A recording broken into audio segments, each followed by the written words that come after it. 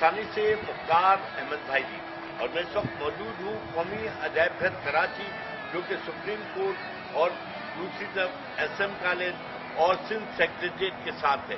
قومی عجائب گھر کراچی جہاں بے شمار نوادرات ہیں اور نوادرات کی تعداد لاکھوں میں بتائی جاتی ہے، اور اس میں جو ہے چاند کا پتھر بھی ہے، اور اس کے علاوہ حضرت عثمان رضی اللہ تعالیٰ عنہ کے لکھا گیا قرآن شریف کا نسخہ بھی موجود ہے۔